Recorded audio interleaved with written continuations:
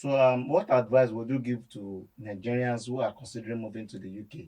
What should they prepare for, both practically and emotionally? Well, first of all, anybody that want to move, I'll tell them move, because at the end of the day, you have to think about yourself first. Because like I said, Nigeria is an insane environment where things that you expect to to take a turn, you know, becomes twisted and becomes a problem. You know, so if you want to grow and you feel like moving, Yeah. move. If you want to talk about your preparation towards moving, I would advise you to get a skill. It might be in IT, it might be it might be a trade skill. I know somebody who, before he left Nigeria to the UK, got two jobs as a mechanic with Siemens and with, I think, Messi Rail. And his starting pay was, I think, 45, which is relatively okay. You understand? No.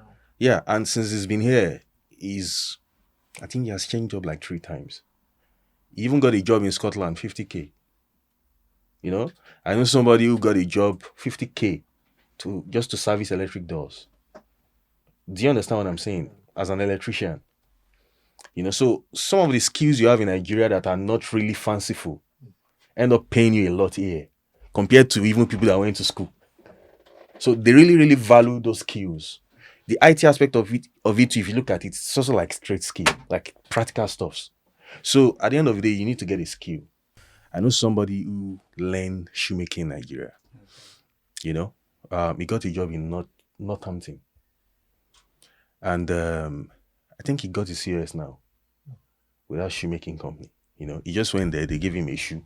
They said, "Let's see what you can do," and they were surprised. They were amazed because our shoemakers in Nigeria, Yeah. apart from those ones in Aba that really have some very nice equipment, a lot of them, they have to, apart from being underrated, they have to be very resourceful, when they want to make their shoes, because they have limited equipment.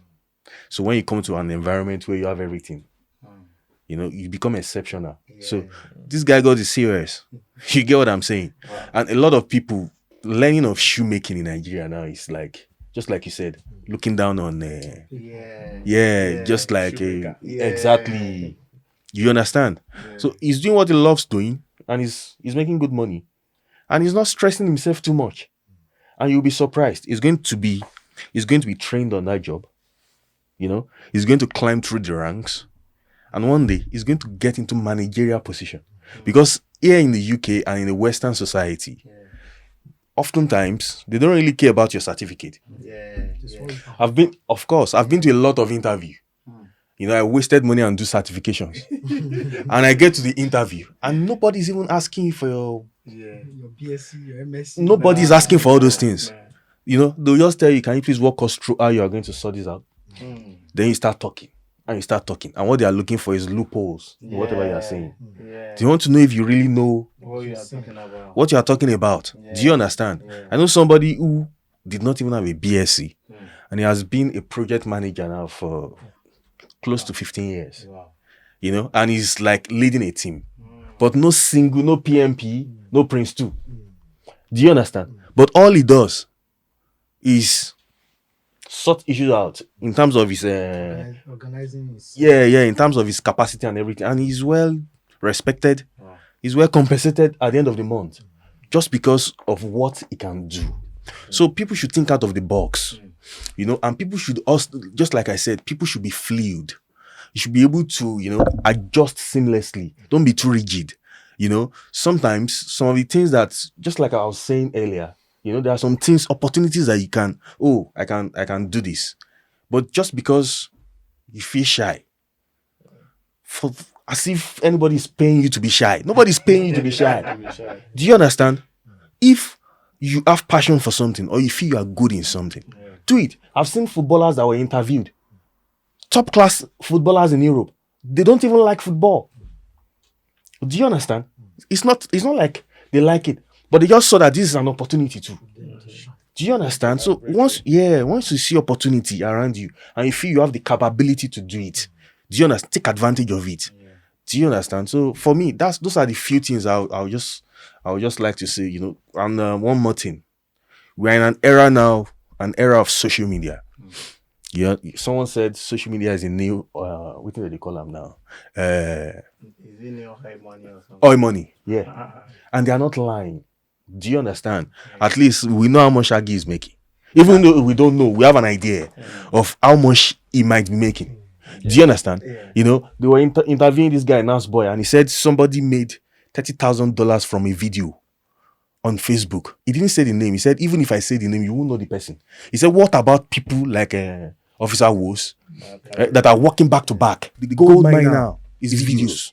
I'm telling you the truth. Everybody. Because, bro, the second largest search engine in the world is YouTube. Yeah. Do you understand me? Billions of people go to YouTube every single day. So why are we not taking advantage of it? Yeah. You know? So those are the two things anyway. Yeah. How would you describe your experience with the UK care system compared to Nigeria? What should newcomer be aware of?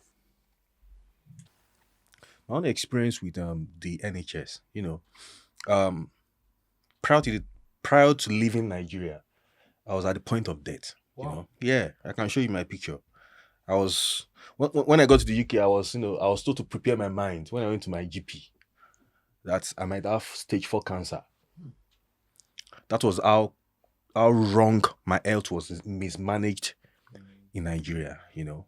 Maybe probably I wouldn't have even, should I say, used the word ginger to even leave Nigeria at the time I left. But I felt like, because I had to start thinking, I was like, even the president don't treat himself in this country. So I will die here. So why should I die here? You understand what I'm saying? So, it became a motivation to just get out of that environment, because there's this normal saying, may Nigeria not happen to us. When I got here, by the time I got here, I can't even hold a bottle of water. It falls down from my hand.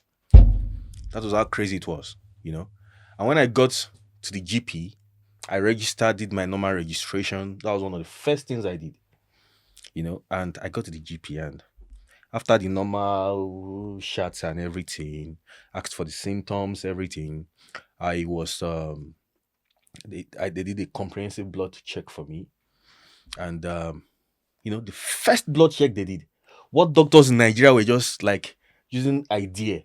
I saw 2 consultants. The first consultant brought another consultant from Osun State. He said he's the only one of that repute in the whole of Osun State. He brought it over. I had to pay for transport because I couldn't even go to see the consultant. But they end up misdiagnosing me. The first blood check I did here, they got an idea of what could be going wrong. And they placed me on medication immediately. And they were like, wow, this shouldn't have deteriorated to this extent. And, it shouldn't have been this bad if they've done a very nice job back in your country. They checked my eyes. My eyes was already going. They almost everything from poop test. I did endoscopy. They put camera in my bum. Checked inside everywhere. I'm telling you the truth. And you know what? I paid nothing. I paid nothing. So for me, the system here is 100 times more better than Nigeria. And I'm saying it based on my own personal experience. In terms of accessibility, it might not be the way it is in Nigeria. It might not be as straightforward as it should be in Nigeria. But then, you know what I do? When I feel like I need to see a doctor, you know what I do? I don't call the GP. Or even if I call the GP, I exaggerate it. I exaggerate it to get a call back from them. Because the GP will definitely call you back in the next 2 or 3 hours. Hello, they will call you back. So based on what you tell them, they might tell you to go straight to the A&E. Because obviously the GP is not structured to take emergencies. We have to know that. The GP in the United Kingdom is not structured for emergencies. If you want an emergency care, rush down to the A&E. And when you get to the A&E, also note that they have a system in the A&E. The severity of your case will determine when they will attend to you. You might be in the A&E for 5 hours. And I'm telling you, someone walks into the A&E now. And what he tells the receptionist, they will pick him from your side and treat him, and you still be there for another 5 hours. I've forgotten the name they call that their shuffling system. Maybe it's triage. So once you know all these things about the system, you understand how to go around it. So for me, health in the UK is top notch. Health in the UK is well structured. Of course, the system is overclogged. I expect and I believe they should, and I think it is ongoing. They need more personnel. For me, I feel a lot of the personnel in the UK are underpaid. When you want to compare them to countries like the US, Canada, or Australia, or New Zealand, and they are like competing nations, So for me, if those little issues are properly handled, the UK health system will be the best in the world.